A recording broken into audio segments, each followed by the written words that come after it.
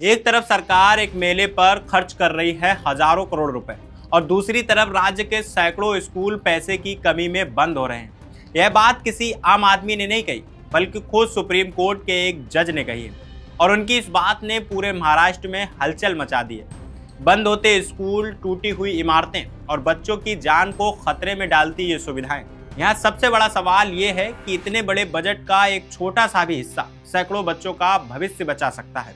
आखिर पूरा मामला क्या है, आइए बहुत विस्तार से समझते हैं, तो बने रहिए वीडियो के आखिर तक। नमस्कार, मेरा नाम है फैसल और आप देख रहे हैं द हिंदी टॉप। आज हम बात कर रहे हैं सुप्रीम कोर्ट के जज जस्टिस प्रसन्ना बराले से। पिछले शनिवार यानी 22 अगस्त को जस्टिस बराले नासिक जिले के सिरपुर गए थे। यह वही स्कूल है जहां उन्होंने खुद पढ़ाई की थी। अपने पुराने स्कूल में जाकर उन्होंने वहां के हालात देखे। इसके बाद उन्होंने जो कुछ कहा वह सुनकर हर कोई सोच में पड़ सकता है। जस्टिस बराले ने मराठी भाषा में अपनी बात कही। उन्होंने कहा कि महाराष्ट्र सरकार नासिक के कुंभ मेले पर करीब 32,000 करोड़ रुपए खर्च कर रही है।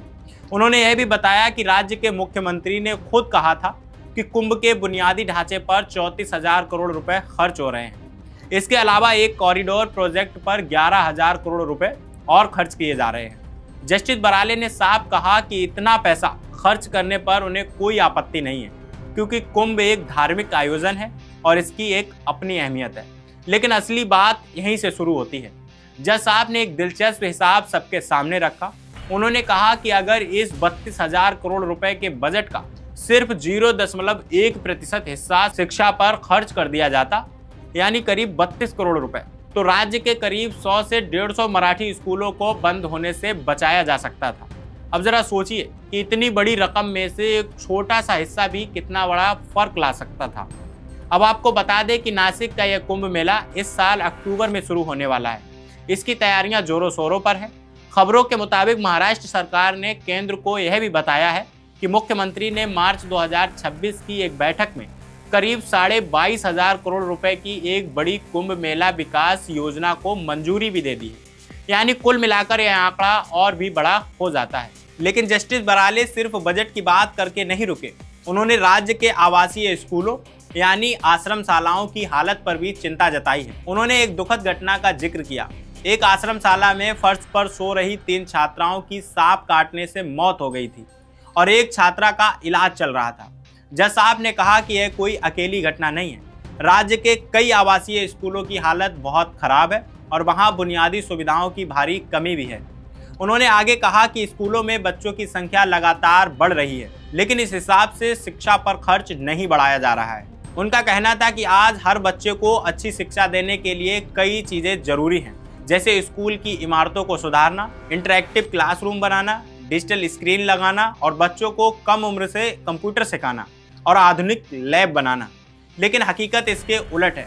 पहले शिक्षा के लिए कुल बजट का 8 से 12% हिस्सा तय होता था। अब यह बजट बढ़ने की बजाय घटता जा रहा है, जबकि बच्चों की जरूरतें रोज बढ़ रही हैं। तो इस पूरे मामले को एक लाइन में समझे तो यह सरकार की प्राथमिकताओं का सवाल है। एक तरफ धार्मिक और सांस्कृतिक आयोजनों पर हजारों करोड़ रुपए खर्च हो रहे हैं और शायद यह भी जरूरी है, लेकिन दूसरी तरफ बच्चों की जिंदगी और भविष्य से जुड़े स्कूल बंद हो रहे हैं, सिर्फ इसलिए क्योंकि उनके पास चलाने के लिए पैसा नहीं है। सुप्रीम कोर्ट के जज का यह बयान सिर्फ आंकड़ों की बात नहीं करता। यह एक बहुत बड़ा सवाल है कि हमारे समाज में असली प्राथमिकता किसे मिलनी चाहिए। आने वाले दिनों में यह मामला और चर्चा में आ सकता है। जब एक जज खुलकर इस तरह की बात कहता है तो इसका असर जनता और सरकार दोनों पर पड़ता है। आप इस मुद्दे पर क्या सोचते हैं? क्या सरकार को शिक्षा पर ज्यादा ध्यान देना चाहिए या फिर ऐसे धार्मिक आयोजनों का भी अपना महत्व होता है? अपनी राय हमें कमेंट बॉक्स में जरूर बताइए। और अभी तक आपने हमारे चैनल द हिंदी टॉप को सब्सक्राइब नहीं किया तो सब्सक्राइब कीजिए और हमें social media platform Facebook, Instagram और एक्स पर फॉलो करना मत भूलिए।